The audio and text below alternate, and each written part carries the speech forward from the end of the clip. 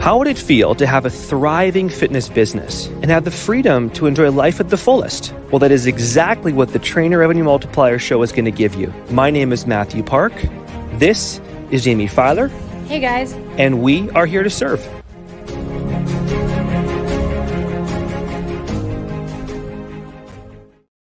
What's going on, everybody? Welcome to the Trainer Revenue Multiplier Podcast. As always, I am your host, Jaime Filer, and I'm joined today by Mathew Park, Laurent, DT, the tech engineer. How are you guys doing? I'm doing great, Jaime. Thank you so much. Thanks for having me. Doing awesome, Jaime. Ready to fire up here and get her rocking. Looking forward to it. Amazing. I'm super excited. We are coming off a very powerful platinum call all about systems and scaling. So that is obviously a topic we're going to have to dive into in future podcasts. But in the meantime, I thought it would be prudent to bring both of you on to talk about strategy and psychology, since that's essentially what each of you do. Those are your respective superpowers as it relates to rejection. You know, in the summer months, it is very quiet in most industries, but especially in the fitness industry, because people are enjoying beers and barbecues with their family. But even then, when we do get people on sales calls, often we get no's because that's just not the focus for them in August. That's not how they want to be spending their time. So with that being said, let's dive right in. Mathew, you've been in the fitness industry decades, sir, decades. What is it about summer? Why do people just say goodbye? That is a great question, Jaime. And I think the biggest thing is some people look at that as their time to reboot their batteries. Maybe that's almost what people obviously think or term it as. But you should be able to reboot your batteries, reboot them in March, in October, in February, whichever time that you choose to do so, right? So it's literally, are you following the norm, or are you looking at being exceptional and really almost I would say taking control of your calendar, your life, when you want to have work days, off days, recharge days, and planning days, right? So entrepreneurial coaches, which usually are 5 or 10% of the population, maybe 5 or 10 in that ballpark, they plan their years, out with those sort of blocks. But I find, again, no pun here, average coaches take summers off because they're being average. Hate to be blunt about it, but it's just the truth. Yeah. Laurent, thoughts about why people take summers off, why it turns into a ghost town online? Oh, I think summer is the time for people to be social, and they've been at it, let's say, during the entire winter and part of spring, and now they just want to let go. They just want to let loose, have some fun, let go of the reins. But then what happens is, because they let go of the reins, they actually pile up some lifestyle debt that they're going to owe themselves right after summer is over. So then, obviously it's a part where, as a fitness coach, it would be easy to put your foot off the gas a bit, and just lay back and be like, this is normal and natural. I'm just going to let loose. But if you're a high achiever, you're going to find ways to make it work and to actually leverage this, Yeah. So, so I have lots of good stuff in that regards, for sure. Well, let's do it. Let's segue into the next question. Instead of taking your foot off the gas, how do you lean in, Mathew? How do you lean in when you don't see the horizon? I like that, Jaime. Well, here's one thing. The beaches are the quietest in February. They're the busiest in August. Yeah. So with leaning in, I would say it's leaning into looking at your future business plan. And I would say, as opposed to putting your gas all the way down, you're always keeping your foot on the gas in some regard, right? Mm-hmm. So you're always consistent. You're putting in these things into place, like the SOPs, James, the processes, the things that Laurent does and you do and we all do in TRM in certain niches. And then when you want to take time off, maybe it's in October for 2 weeks, you do Yeah. it with your family and you enjoy an amazing time. So leaning in means being different and not being average or being the same like everybody else is. And actually, I believe August is opportunity month. Okay. So is December. Okay. Hold that thought. Laurent, tell me about some of your strategies. Oh yeah. Well, the first thing I would say is, go with the flow.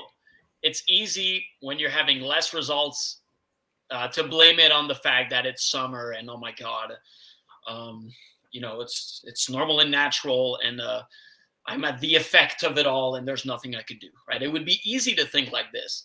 But the other thing you could do is just take it like, okay, where are things flowing at? Where are things going at? What's the general flow? And how can I go along with it, and leverage this flow and put it to my advantage. So a good example for that would be, hey, with summer and people wanting to live an epic lifestyle that's fun and, where they can enjoy it, we have a TRM client. Her name is Laurent. And what she did is come up with, hey, I'm going to put out a lead magnet. It's going to be called a, Weekend Wonder Woman, where you can enjoy your life, have fun, and still make smart choices to enhance your lifestyle, get results. And next thing you know, it was summer and she knocked it out of the park. Let's just put it this way. No pun intended for you, Matthew, right there. But so go with the flow, and set up your business in a way where it's on the beach where the people are, What's the best place to put a lemonade stand when it's hot, warm, and beautiful outside? You put it on the beach, put it on the beach, go with the flow, go where people are. If they're outside, make that your content. Heck, go outside yourself and do content yourself, right? Just like you did, Jamie, on the beach by the pool and so on. So go with the flow and position yourself where people can see you and heck, take advantage of what it is you do while you're here. I love that. And I will add something we're often taught in TRM Gold is, there are chapters and seasons where we're working on the business and in the business. And, we set it up in terms of build it, book it on a day by day, week by week basis. But we can even look at it on a month by month basis. Perhaps the month of July might be focused on working on the business since there isn't as much to do in the business. The month of August, whereby the month of January, obviously we can put our intention to working in the business. So see it as an opportunity, just like Laurent did, to spend all of this time creating free PDFs, batching your Instagram stuff, working on TRM engine copy, that kind of thing, in order to go hard starting in September, January, etc. Let's talk about, you get on a sales call and it doesn't quite work out. No, before that, Mathew, how do you prime yourself for a sales call? How do you create this bulletproof energy so regardless of the outcome, you're okay? Going into the call, thinking about them first. So priming can come into language, come into how you prime yourself, of course, from even like a body standpoint, how your body moves, what you're doing. Maybe it's a push-up, maybe it's how you use your language, whatever basically it is. I always go into a sales call with conviction before I go into the call. So I usually will recite some sort of affirmation or language for a few seconds, maybe a minute, whatever basically is, basically convicting how I'm going to serve this person, right? How I'm going to go to this call. Because people smell confidence. People also smell when you're being desperate. Yeah. But if you go into the call and actually are serving this person, you're like this, Jamie. So as Laurent, even Alan talked about this on the call with our platinum call, about just going in there, adding value to people. This will present itself into people wanting to work with you. Sure. So to me, rejection actually is more of like, it's just like, now maybe isn't the right time. Well, tomorrow could be. So guess what? Keep taking care of that person, right?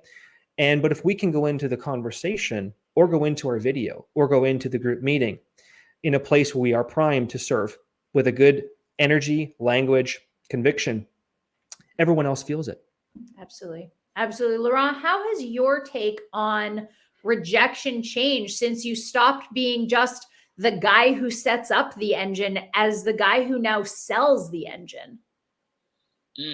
that's a big one. When you're a fitness coach, or heck, when you own a business and have to do sales, you're going to be faced with the possibility of rejection. It's just a fact. It's like yeah. So to answer your question is basically, I see my business as a service that's well positioned. So the way my business is set up with the TRM engine is basically, hey, it's part of the TRM ecosystem. So, and obviously it serves its purpose, and it's a living and breathing part of the business now. And most people who join TRM end up getting the TRM engine. So the positioning of the business is good. Now, how that translates to you who are listening this and who are a fitness coach is basically, how is your business positioned to receive the clients? And how does that, relate to rejection and so on? Well, people come to you because you have a way of coaching them that is suitable for them, right? Say they hop on a call with you. There's a reason for that. They've been watching your content. They've been digesting it. And at some point they realize, hey, this coach might be a good fit for me. So I'm going to apply for coaching with that person. So already there, I think you did 80% of the job. And at this point, when you're on the call with them, you're well positioned. They filled out a form to hop on a call with you. So you have their information. You got everything you need. It's basically like a slow ball that's being thrown at you, just waiting to be knocked out of the park at this point. No pun intended again. So then at this point, it's really not about you. It's really just about them. How can you just be there to receive them, confirm to them that the service is right, present to them how it works, tell them how much it costs, and what's going to happen when they say yes. That's all you got to do, really. For the rest, your systems, your marketing beforehand did all the work for you. So it's really not about you. So if you do everything you can on this call and it doesn't pan out, you're good. You did what you had to do. So all you can do is all you can do in that regards. Just make sure all you can do is all optimized and beautiful, and you're good. You're good rejection wise. You can feel good about yourself. You did it. If I can, I feel like I just keep quoting the TRM slides, but there is a specific slide that stands out that says, make sure that what you do is customer centric, not product centric. Because if it's just product centric, you're not selling anything differently. But if you're focusing on the individual, then you're almost making it silly for them to say no. Like, how could they possibly reject what you've customly built? It's like you building them a custom house and them saying, you know what? I don't know. You're like, it's literally been customized for you. You asked for it. I built it. Right. So Laurent, I totally hear you. Right. Customer centric, not product centric. So let's dive in a little bit more, right? We do everything we can, right? We abide by the second agreement. Don't take anything personally. If it's a no, it probably has nothing to do with you, unless you know that your communication was unclear because you did a game tape review and re-listened to your sales call. But you got the no. You got the big NO. What do we do? What do we do? Emotionally, spiritually, mentally, Mathew, how do you walk away from an L? First off is, if everything was, of course, taken care of communication wise, the next step, email was done, you nurtured them properly, keep nurturing them. Okay. And that might seem like, really? But okay, here's the thing though. If you believe the client maybe wasn't a fit for the product, the service, the coaching, whatever it might be of course you're providing, then that might, of course, might not be a fit for the business model. But if they were a fit, some people do need time to process. And even with the best sales techniques, maybe they need a month to process, whatever, a couple of weeks, whatever basically it is. We've had clients come into TRM, Jamie, of course, you know this, who took 4 or 5 months to get a yes. And we just kept nurturing. They kept watching our podcast. This podcast probably has resulted in how many signups, because people will go listen to our shows or our clients or you guys because they hear what we're putting out. We put in hours of work, right? So it's literally, to me, it's all being routine, because in this social media age now, there is so much information. People do want like customer-centric experiences. Yeah.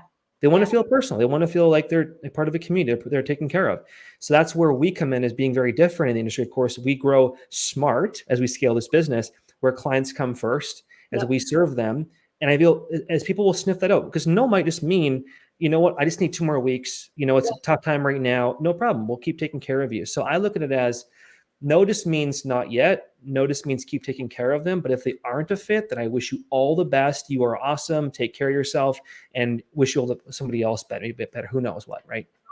Totally. Absolutely. I'm going to circle back because there's a part 2 to that, but I want to go to Laurent, because Mathew, you mentioned the next step email. You mentioned nurturing. Laurent, you were the guy in charge of setting up those campaigns for people.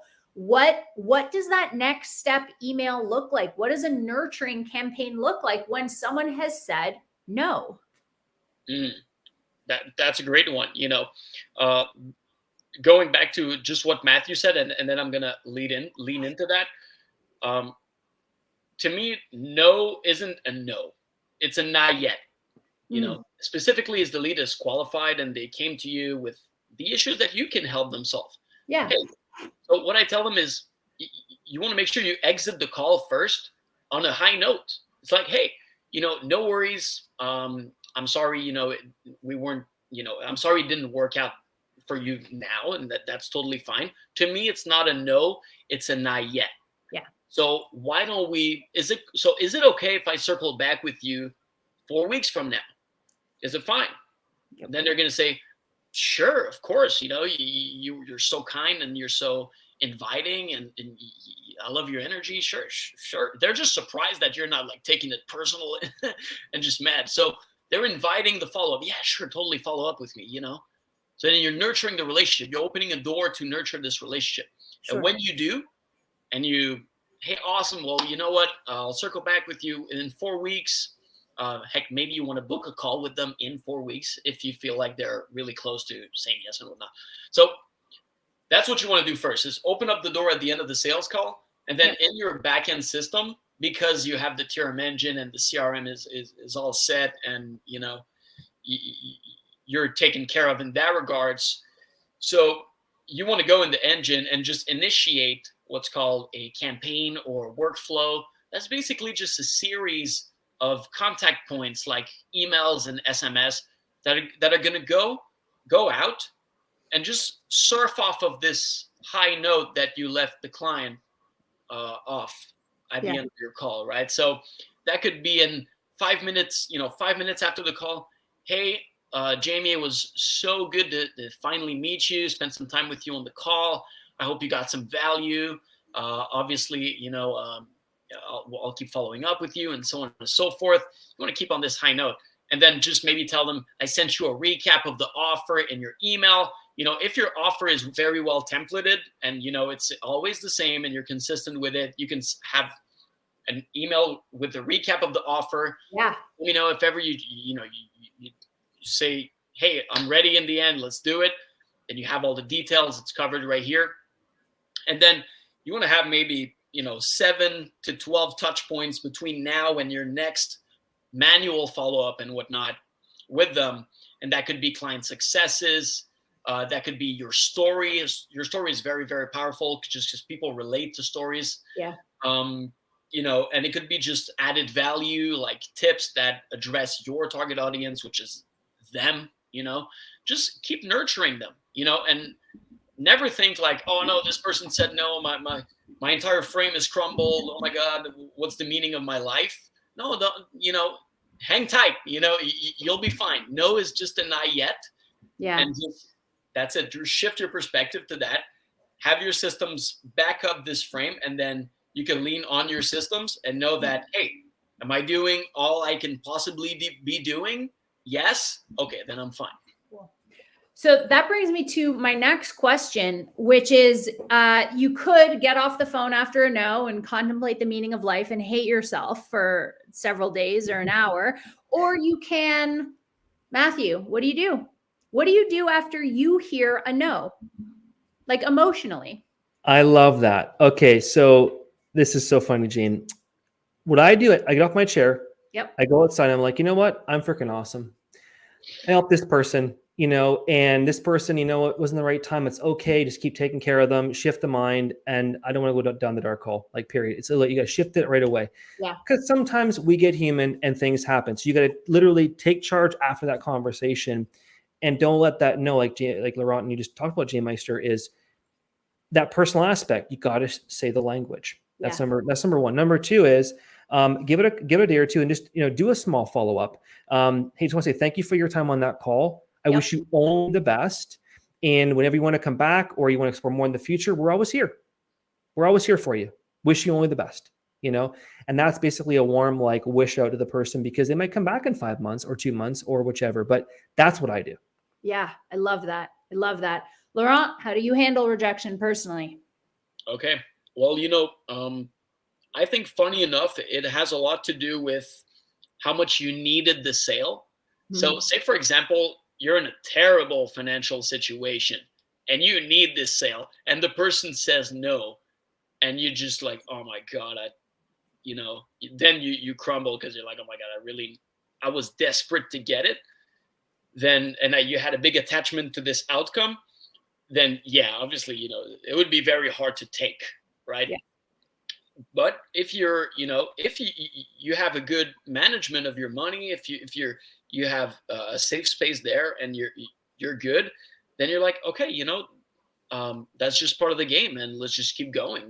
If it's not this person, it's going to be someone else, and that other person is going to be perfectly fine. So so having been in both situations, just, when I was starting off, it was just a rough ride. Let's just put it this way. And now being a lot more comfortable with the ability to take rejection properly, because, hey, my entire life didn't depend on this call, makes it that much easier. So, so that's really my take on it. It's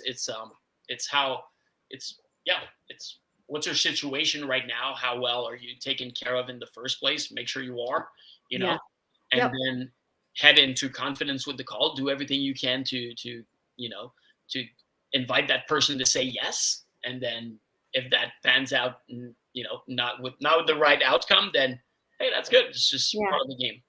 Yeah. I love that. And the only thing I'll say to kind of close it off, isn't anything that hasn't been said before, but I will echo to do your best. I know that it might be hard not to let it seem on the call like your rent depends on making that sale, because that need and that desperation will absolutely come across. So this circles back to Matthew's original point about coming to the call with a certain posture, with a certain ease about you, a certain air of, listen, I know I have what you want. If you don't see it right now, says more about you than it does about me.